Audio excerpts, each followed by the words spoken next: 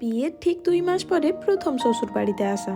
আর কয়েক মাস থাকার পরে আমার শ্বশুর বাবা সবসময় একটাই কথাই বলতেন, দীক্ষা নাও। মানে আমাদের গৃহদেবতা হলেন অনুকূল ঠাকুর। সব দেবতাই এক, তবে যে যেটা ভালো মানে। এক প্রকার ওনাকে খুশি করতে বা অনুরোধে এই দীক্ষা নেওয়া। আজ আমাদের বাড়ির পার্শ্ববর্তী এরিয়াতে সৎসঙ্গের আয়োজন হয়েছে। হাজব্যান্ড কর্মসূত্রে বাইরে থাকে, তাই আমি, শ্বশুর শাশুড়ি, মেয়ে 4জনাতে সেখানে গেছিলাম। সারা বছর এই ধরনের অনুষ্ঠান যতবারই হোক না কেন, শীতকাল এলে কিন্তু একটু বেশিই হয়।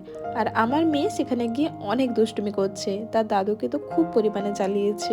একটার পর একটা খেলনা নেওয়ার জন্য বায়না ধরছে, তার সাথে সাথে আইসক্রিমও অনেকবার খেয়েছে। এখানে মেনুতে খুব একটা বেশি আয়োজন করেনি, করেছিল ডালিয়ার খিচুড়ি, তার সাথে করেছিল একটা সবজির তরকারি, ফুলকপি আর আলু দিয়ে একটা তরকারি, তার সাথে ছিল চাটনি। এই ছিল আমাদের আজকের দিনটা, খুবই ভালো কেটেছে। পরে বাড়িতে এসে জানলাম যে ওখানে প্রায় 15,000 মতন লোক খেয়েছে।